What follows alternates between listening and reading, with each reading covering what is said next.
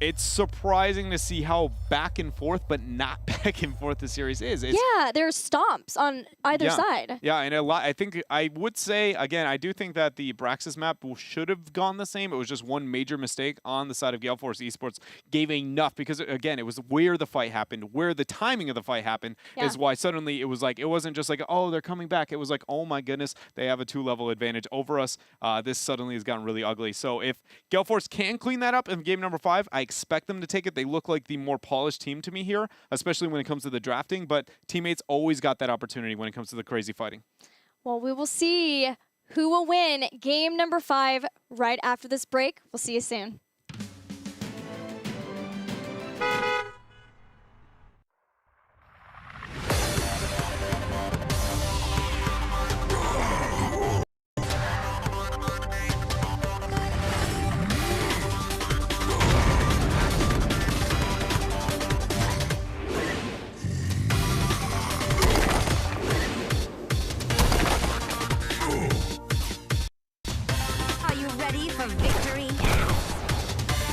Assist me, servant.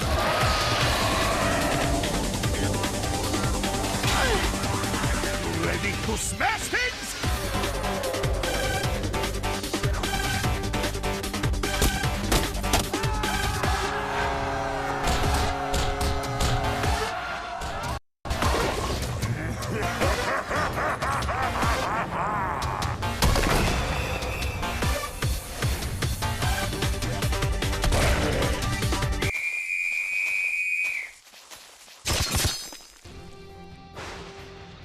Heroes of the Dorm 2017 is here, and signups are now open. Test your skill for a chance to win tuition for your college career. Find out more at heroesofthedorm.com.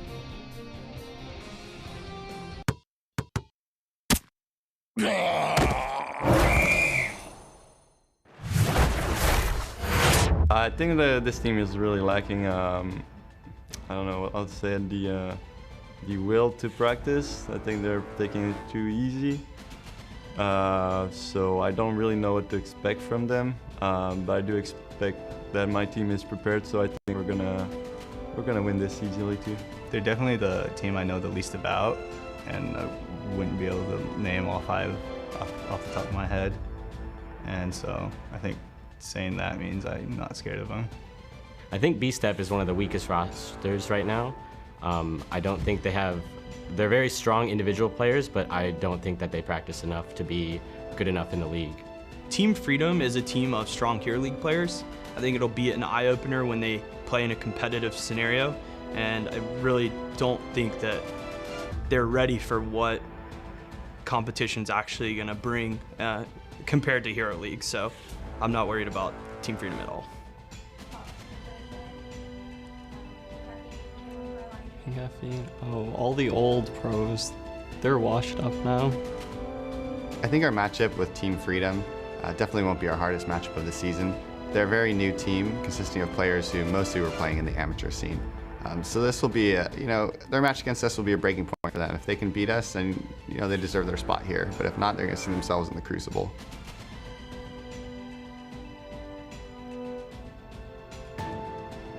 Sneak preview for you guys for our upcoming match after this one. But guys, we are once again tied 2 versus 2. The next winner of the next game will take the series. Gale Force Esports and teammate, we heard before the break that you think it's probably going to be Gale Force Esports. You still feeling that way? Yeah, I feel like they are the better team. It's just whether or not they can deal with the tools on the side of teammates so far. Well, let's go once again back to the Battleground pool for HGC and see where our last game will take place. Very likely it is that Team 8 will not be picking the Battleground. But let's see. It is Gale Force Esports. Interesting, though, that they chose Cursed Hollow. Again, traditionally one that Team 8 loves to play on. But maybe showing that they aren't as confident on their Warhead. I mean, remember the last time we saw them play Warhead? Yes. Not only did we get Zul'jin, we ended it with the Vikings, just doubling down on the North American craziness there. So I think that was, and that was against Team Freedom, right? And Team Freedom at the time was considered maybe even more of an underdog kind of, they didn't make, that was their first major upset. So the fact that against Team Freedom, the only map we've seen them play Warhead Junction, they pull up Vikings Zul'jin comp, shows that they aren't very comfortable there. They're, in fact, going to be moving to Kurtz Hall, even if that's a preference for teammate. Yeah, I kind of thought maybe we would see a pick of Sky Temple for Gale Force Esports, given the fact that they know that Chris Hollow is a favorite, but it also does show some confidence at the same time. Like, we still feel confident in this pick. We've picked this one before in HGC, even though it's one that you traditionally have been doing a good job on. That's not necessarily the case, right? We talked about it. While it may be a favorite pick for teammate, they haven't always done the best on that map, especially versus Tempo Storm. Yep, it could be the case. Either way, I feel like the drafts are only going to get weirder as we move on here. What gives you that idea? Just, it's only been, you know, just slowly but surely leaning towards that direction. Dahaka is banned out here for Team 8, though he is yet to, you know, pop up anywhere in our drafts outside of that ban. One thing to remember about Gale Force Esports is they run Cursed Hollow a lot like they run Towers of Doom. So that's why we're seeing this return to a Dahaka ban that Team 8 picked there. And coincidentally enough, we're going to see the exact same ban out of Gale Force, or at least the hover with Tracer. Oh man, so if that is going to be the trend that we see, this should be a first pick Zeratul on the side of Team 8. And a response should be the Malfurion. Oh no, it's Brightwing and Falstad, huh? Yeah, Brightwing Zeratul was the other time we had Curse for Gale Force, and then here's the Zeratul. Zarya Vala. Oh, never mind. I thought we went 3 seconds deep. That was about 1 second shorter than an Inslok there. So I thought for a moment we weren't going to get the Zeratul. Falstad Brightwing. Oh, they're mixing it up. Holy cow. Holy cow. We've got a task. We have got a Vala on our hands. Gale Force Esports here. The Falstad picked up, though, on the side of Team 8. I actually really love that rotation for them. And the Ragnaros. That was one of the best rotations I've seen a team make in a very long time in Cursed Hollow draft here by picking up the Falstad that early on without putting an insane amount of emphasis onto globals. I love the touch-up. It works with Zeratul, and an immense amount of boss control, which we always have to consider on Cursed Hollow, because, again, that is typically the win condition of the map. I want teammate Give it to me. to play Diablo. Oh, you preach it. Keep going. Play the Diablo. Oh. You now have Void Prison. You now have Sulfurous Smash. Gust to Apocalypse would be just perfect icing on the cake for the Wombo combo. Gale Force Esports might ban it, though. They're probably going to. No. Oh. They're going to pick it themselves then? Big question mark there? You have to be fearful of Apocalypse in this type of Justin's Diablo, man. I am surprised that Karazim was the ban. Okay, well, we'll find out. I can't help but feel like that means Gale Force is definitely going to be able to pick up the Diablo.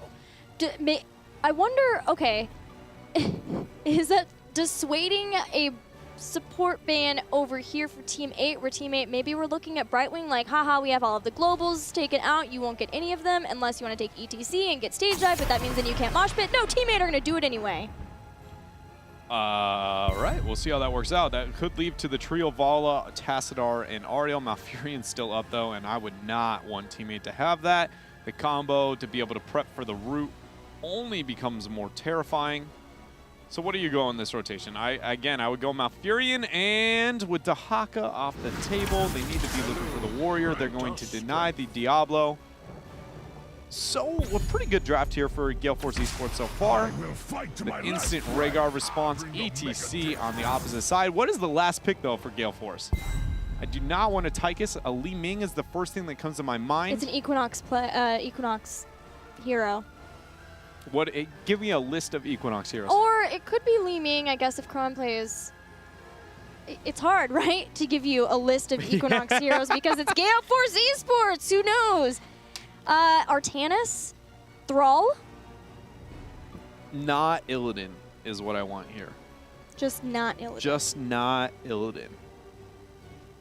But yeah, where do you go? I think another frontliner is the safest choice to get value out of tasks, and then also survivability against the opponent's composition. I don't think Tyrael is the direction I would move, unless you're going to go, nope, it's just going to be the Li Ming. But I can't help but feel like I like the idea of having that beefy frontliner, another health bar up there. But either way, a very Gale Force composition. We are going to be having to keep our eyes on the Diablo, though, because no matter who it is, at least if it's Crowan specifically. He had a very hit or miss performance on that hero so far. It's Equinox. It so. should be in the scenario. Yeah. That's true. So then Equinox, I don't think we've seen him play Diablo yet. I mean, he's obviously had his moments in the Warrior. One time. Okay. Yeah, I think one time. But mostly it was Crowan before. It's hard, right, to remember how Gale Force Esports sets up their compositions. It's almost like you need a flow chart. If this, then X, move over here, carry the 1. Okay, it's going to be Equinox, guys, playing the Warrior. And it's so hard. You got to always throw the constant of Akaface in there, too, which only makes the equation a little bit And more. a support, Yeah, yes. you're like a little bit more difficult. But yeah, I agree. So if Equinox, I don't know if I remember a performance, at least specifically of Equinox on Diablo itself, but on the Warrior role, whenever that is the case, it does hurt the team, I think, overall. No matter, even Crowan's hit or miss, specifically as Diablo struggles, but then on other heroes, he seems to be a little bit more successful. So my eyes are a lot on the Diablo play here, and the fact that they let it go through the draft. They purposely banned the Karzim, which I think was very, very weak, because they're afraid of the 7-sided strike combo, and it put it into, especially with the palms that we saw, like there's nothing to be feared of. So they straight up said, we're not going to ban this, we're going to deny it with our own picks, then make it work. You have to make it work. You can't just pick it and then have a very underperforming rotation there, because you not only wasted a ban, you wasted a pick. The call-outs from Dread at Gale Force Esports. It's time to make it work. Game number 5, Gale Force Esports versus Teammate. It is a game number 5 here. Gale Force 2-2 against Team 8. Long, as always, is going to be on his very well-known Zeratul, though. He's made his plays. He's had a couple of mishaps as well. Crowan on the Li Ming, though, this game. For those who don't know, Crowan really kind of made a name for himself originally on Li Ming. Very standout player there for the squad. We do see Scouting Drone at level 1 for Malfurion to be able to deal with Zeratul. Is that Wingman is the name of that talent, right? Yes. All right. This is Yoda playing Falstad. That was something that happened even in qualifiers, as Yoda had a plethora of Falstad builds. In this case, he'll be looking to not only get bribe stacks so that he can keep constant mercenary pressure up versus Gale Force Esports, maybe even steal a couple of those mercenary camp threads, destroying the world. I actually threw things on the ground right there. He was so worried about the wingman status. But whether or not he continues in the Lightning Rod build, because every time you do use the bribe stacks, you get more damage on Lightning Rod, that remains to be seen. He has done it before, though. We do see a 1-1-3 and a 1-1-3 in the opposite direction, so both teams going to mirror each other. Gale Force on bottom, Team 8, in fact, on top for their pressure. It should pretty much go even. I don't think either team has a better race than the other. Maybe the Taskball and Mouth would be more dominant into the Ragnaros, Zeratul, and what is it going to be in that top lane? The ETC? But for now, a very standard, I guess, beginning to the game here. Whoever can rid of the well. It does look like Team 8 actually might have just more raw DPS, and both of the individuals soaking in their respective lanes is making sure they are not going to risk a death. Both teams starting to move on to the fort. The fort for Team 8 is about halfway down. Equinox is in a terrible position on top, though. He was not going to be punished the mini wave dive, but anytime you can get that kind of heavy flank, it might cost somebody their life. But the fort is lower in health on Team 8's side. So Equinox, he didn't die. He did relieve pressure for a little bit, but with the next minion wave, Team 8 are looking to finish off this fort here on top. Yeah, they in fact are in the mid lane, though. This is the beautiful matchup of Tassadar, the support, versus Rhaegar, the support. Both are going to clear the wave. Tassadar is going to throw a couple autos. Rhaegar is going to heal, and it's going to be just all about the minions. Support on support matchups are probably one of the least entertaining that we have here in competitive heroes at time to time. Even for a previous support player? Oh, yes. There's very few where you're like, oh, I'm going to kill this dude. Like Brightwing's one where you're like, oh, I'm going to mess this dude up for a moment. But like the other ones, you're just like, it's just, I'm going to clear the wave and I'm going to try not feed. And if I achieve those things, I have bettered my team's probability of winning this game. Giants grabbed for each team as Justin caps this point. Now the big question is, where does the first tribute spawn?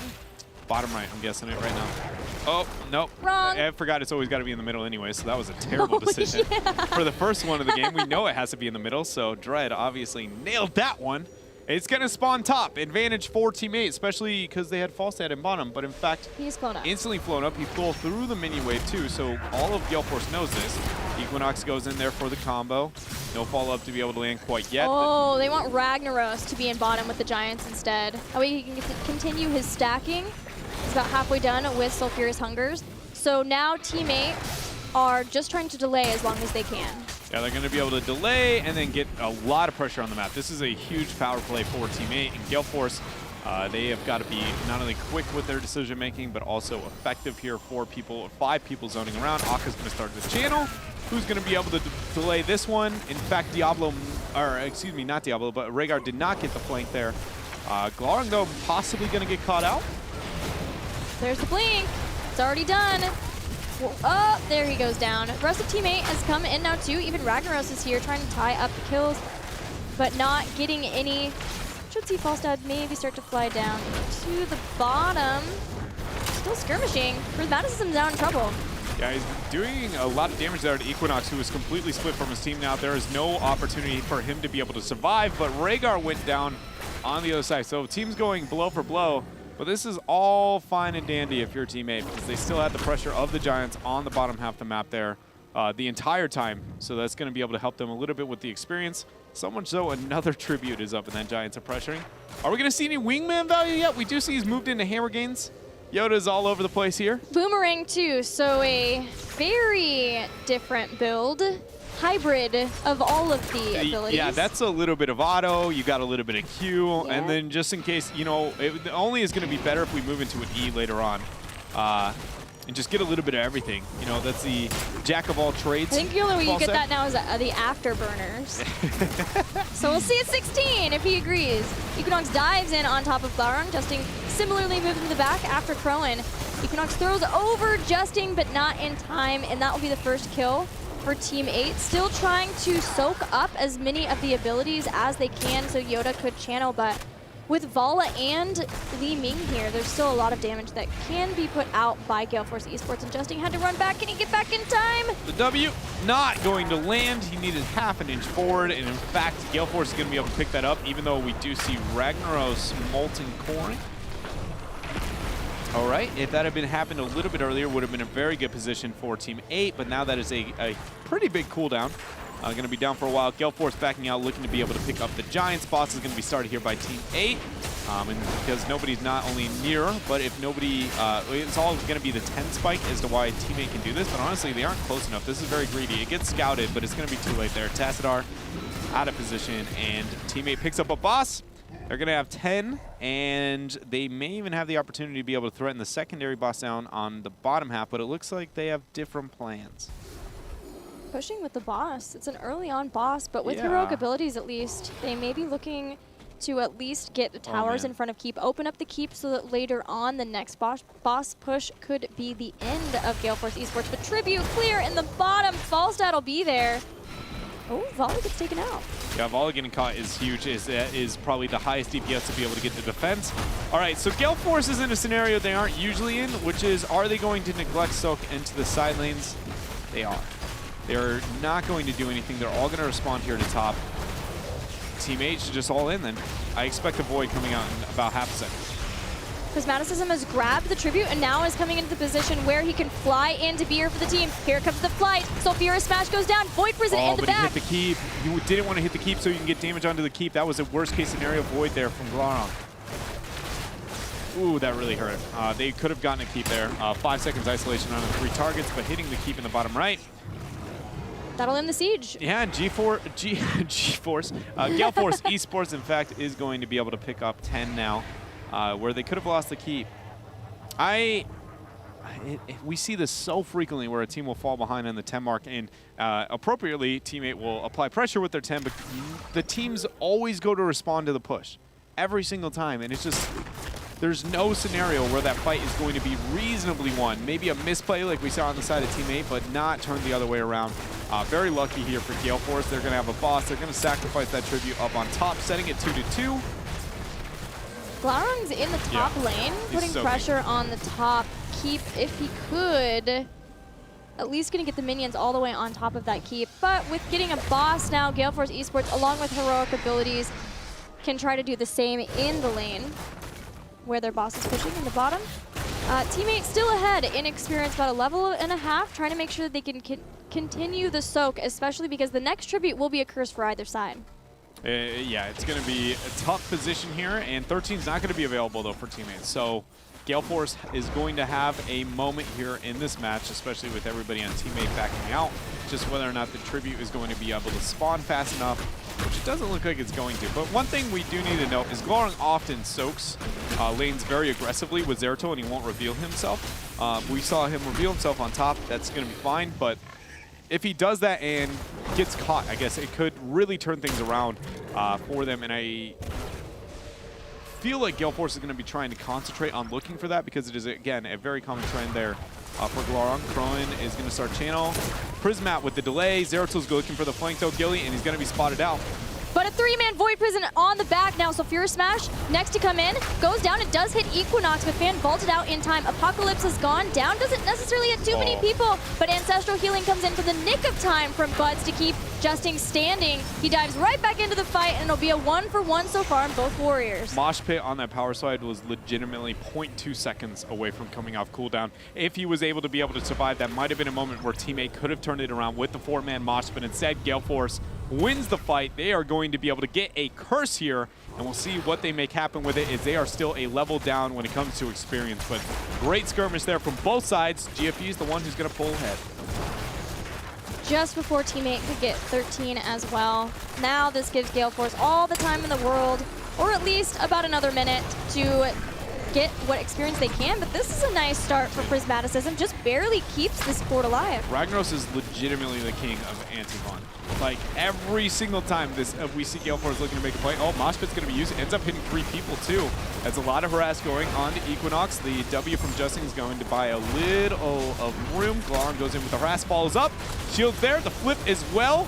Very well baited there, so Furious Smash and Gust are going to be used, putting... Oh, my. Mike is going down. There's no way. The Meteor. Oh, the Root. He survives! How did that happen? I don't know, other but the than Gust smash was rough. That was not pretty. So there's a lot of minions to be taken out in top, so that'll be a big experience boost to Teammate. Teammate lost all of their forts. They had already lost the bottom one, so 2 more. That helps Gale Force catch up in experience, but still it's Teammate with the lead. So not the worst place to be in, especially looking at how Team A only need 1 more tribute to get a curse of their own. It'll be later on in the game. Yeah, we see Yoda's build is now moved into Giant Killer. Okay, so that goes with the hammer gains. It goes with hammer gains, not so much, but Boomerang is actually so dominant and so good that it's actually, no matter what build you go, a lot of people take this talent. It's not a must-have, so that one I can see. The Wingman's still a little isolated, but if you're split soaking, then it's like an auto attack build with split soak with concentration on Merc Pressure. I don't know. Either way, the boss is going to be started, completed, and capped here for Team 8. And they're going to have a boss, or excuse me, a curse tribute potential spawning in the next couple of seconds. Gale Force really wants to make something happen, though, before we get in that moment where a curse, a boss, and 16 talents here is looking them in the face. And there it is, the APOC combo. Falstaff's not here yet, but he's starting to fly in. Void Prison has hit the back line with people from either side. There's going to be a Twilight Dream, has isolated Buds, so no Ancestral Healing for Teammate. They got to get out of here fast. Yeah. Oh, excuse me.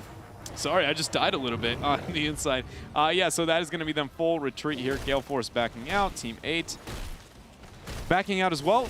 Just a small skirmish, a little too patient.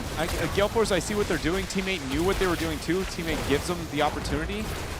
And the keep does fall, though. That is a very big trade there for Team 8, and they're going to be able to pick up the 16. I almost thought that was going to stay alive, that keep. The next boss will be respawning in 30 seconds in the bottom lane, and with Team 8 now having a 2-level lead, trying to get 16, giving Gale Force Esports a taste of their own medicine, by the way, and getting false stat and constantly keeping up the split. So there with him or Zeratul, like you see in the bottom lane, Gale Force Esports are desperate to get a kill, a pick somewhere, start a team fight. We saw them with the Apocalypse and charging in before, knowing that Falstad was not with the team. But Teammate, so far, have been able to get out without losing too much and keep their lead every single time. Yeah, it's a tribute now, spawning on bottom. Gale Force Esports down 2 levels, down 16 talents here. They're desperate. Glong walks in. Equinox is going to get the reveal. 10 seconds for Void Prison to come off cooldown. Apocalypse is going to match its timing. Justin Very goes important for Gale Force Esports. They have to play this out right. There's a gust. Equinox is the one who is in trouble. Void Prison hits the back. Equinox can't get back to it in time. Sulfurous Smash ensures Diablo's destruction. And now the rest of Gale Force Esports could be in an even worse spot. They at least do have Fort still on the bottom that they can move back to. They need to not lose anybody else here, because with a keep already down, a curse is starting. They need everybody for the defense. And in fact, they are going to back out here and be on the defensive. Ball is rotating towards mid. Nobody onto the top lane for now.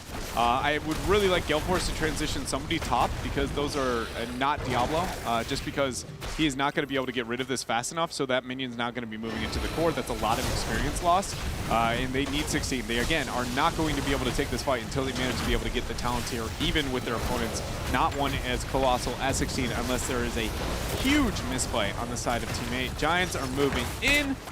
Pressure from the catapults on the top. Nobody paid attention to those, so those are going to be able to move up here and get harassed. Everything is falling apart for Gale Force Esports. There is a boss on the backside of this once teammate decided to leave, but for now, enjoying the fact that they can poke down this keep fairly freely.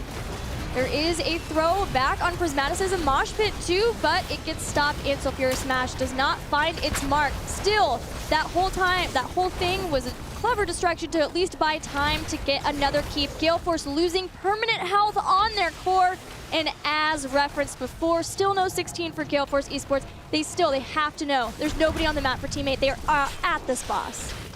Gale Force Esports is going to be able to rotate down and check it out here. It looks like Equinox is going to be able to walk his way up. Yoda with a little harass. Fan's going to be able to throw it back. They're still looking. Oh, man, Equinox is very out of position to Void, and he is deleted. And no souls. Oh, no souls either. Glong has now set his eyes to Fan. Rain Avenger is going to be dropped. Vorpal Blade coming in. Crowing can't win this 1v1 until that Ancestral ends up landing. Fan now on hit to Yoda. Yoda has no barrel roll. Twilight Dream. Oh my goodness, they might be able to turn that. The silence is into play. No heroics left. Sulfurous Smash in 4 seconds. Tassadar is going to survive. It's all up to Crowing. He needs to be able to get the resets. Isolate. Glong's out of mana too. He's so low on mana. He doesn't have anything but to the back. Fans chasing him down. This is a tough spot. All of Team 8 have been stuck in the middle, just flanked from the members of Gale Force Esports. It's only Justing and Prismaticism left, but at the same time, it's only Malfurion and Tassadar. Diablo just now spawning. All right, well, Diablo's going to be back, and things are right now for a moment for Gale Force Esports. They have no tools to be able to confirm that boss in the downtime for Team 8. The boss on the side of Team 8, in fact, is going to be spawning here in 12 seconds, though, which means Gale Force has to stop that boss. They need to be able to make that transition. It's unlikely to be able to pick up their own. But that was what I was talking about a little bit when talking about Equinox on the Warrior. It turns out a little bit overextended there, a smidge. And again, from the shadows enabling that. Is it a good or a bad thing to have the range on the Shadow Charge? Here we go. They do have Gust. Gale Force Esports did not move people here faster to be able to scout this. Aka's going to see it, but he can't stop it himself. He knows. He's got to run up. He's got to hold it. He's got to ice block. Can Diablo charge in time? That's game. He can't.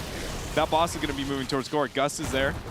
Gale Force have to win the fight over people instead. He goes in after. Cleanse has been used. Both has been deleted, but a mosh pit catches Equinox. It's now or never. Okay, so now Akaface eating the ladder. Oh, not yet. Glong is going to be able to not make anything happen there. He has Void up. It's going to be moving to core. It looks like instead they're going to be able to back up here and look for a double boss play, which is enough time for Gale Force to actually be able to stop and punish them, knowing that they don't have Gust up, and Void's going to be the only tool left. I can't help but feel like teammates should have pressured with this and then look for the Void if they're going to do anything. But Falstad, it won't be in time for him to fly back in.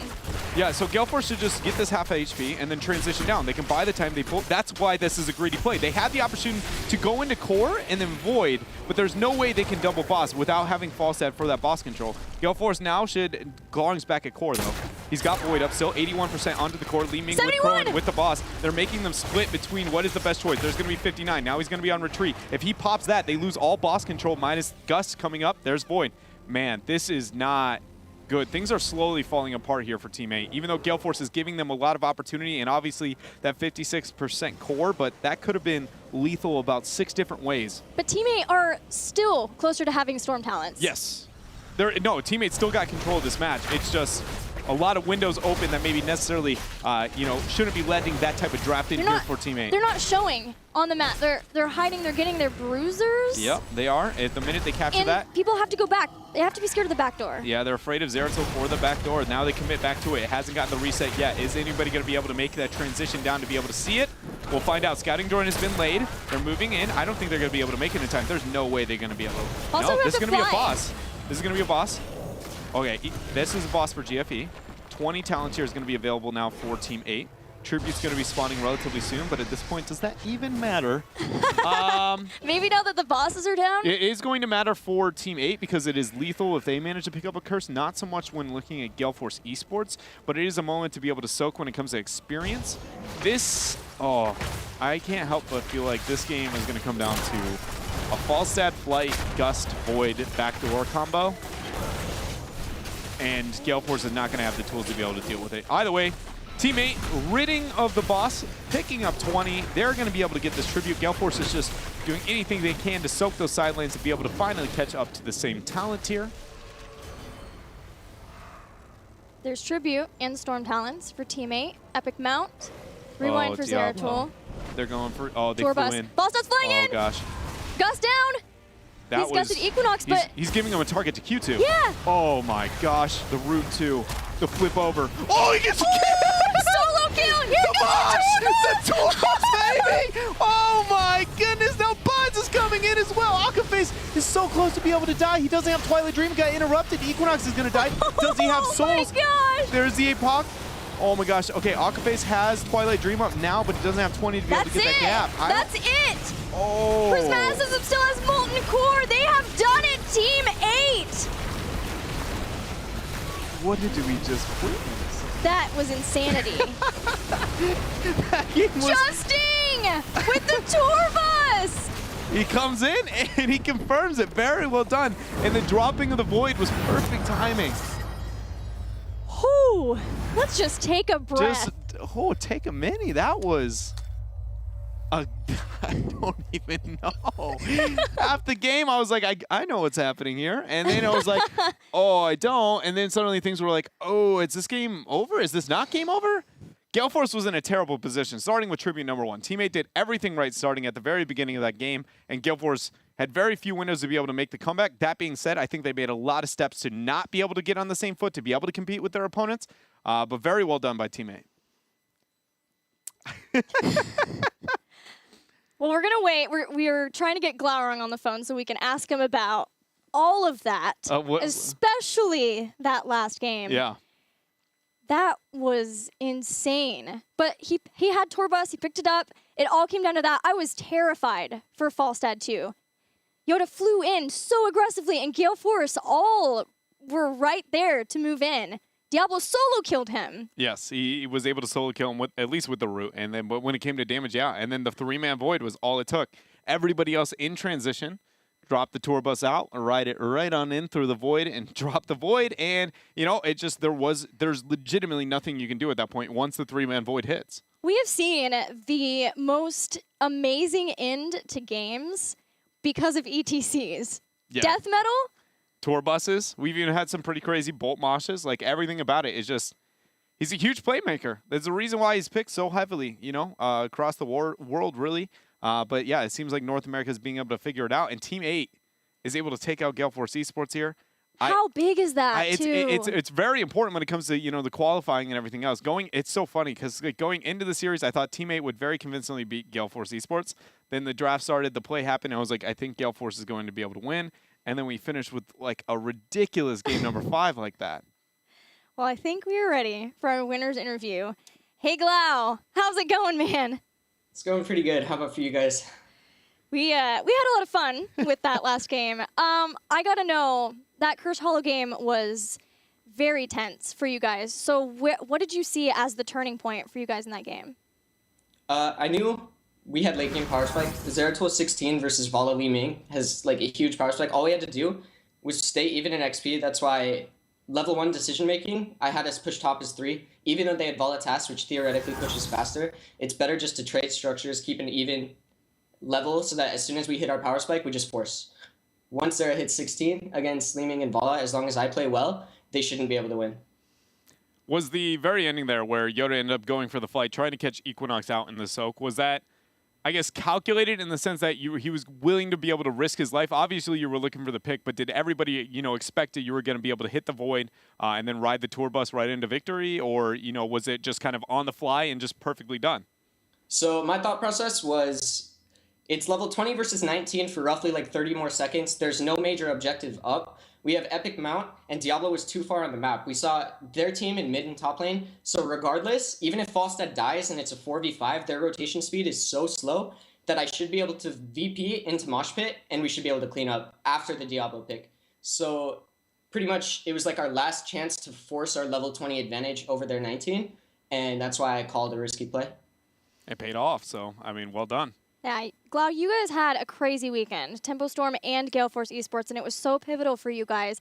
How did you guys approach preparing for this weekend? Did you do for both matches? Did you focus more on one? Honestly, from my perspective, as like someone who does a lot of the drafting and stuff like that, I was mostly focused on GFE, just because Tempo Storm, I don't think we're good enough yet to reliably take series off them. I mean, our series versus them was way closer than I expected, but I honestly thought, like, if Tempo is 7-0 at the end of the split and we're 6-1, we're guaranteed second seed going into Poland, which is pretty huge. So I'd say I prepped way more for GFE than I did for Tempo Storm. Well, you guys are going to play Naventic next week. Before we go, you guys have had so many fans. We've been seeing a lot of Team 8 shout-outs on Twitter. So do you have any shout-outs of your own? Mostly just my team. I love those guys. They're so fun to play with, and it's a pretty refreshing experience for me. After BlizzCon, I was a little bit sad, but these guys were all just friends. We work well together. I love them. Great. Well, congratulations. Good luck to you versus Naventic next weekend. Thank you.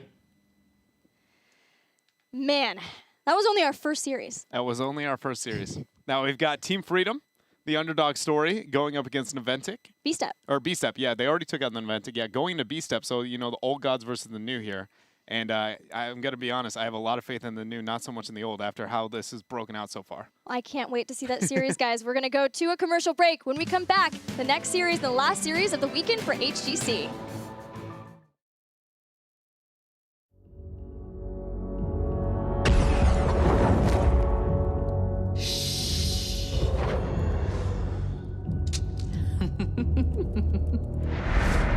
Orphaned as a young child, Valera Sanguinar has led a life of hardship and adventure. She forged iron bonds of friendship with Brawl Bearmantle and Varian Rin while fighting alongside them as a gladiator. Even after becoming Varian's advisor and bodyguard, she held on to her independence, which she still maintains as a member of the secretive Uncrowned. Now in the Nexus, Valera is loyal to neither the Horde nor the Alliance, but to her friends and herself. Valera is a quick and deceptive assassin who strikes from the shadows with deadly combo attacks. Valera uses energy instead of mana to cast her abilities. Unlike mana, energy constantly replenishes at a rapid rate. She also generates combo points when using certain abilities on enemy heroes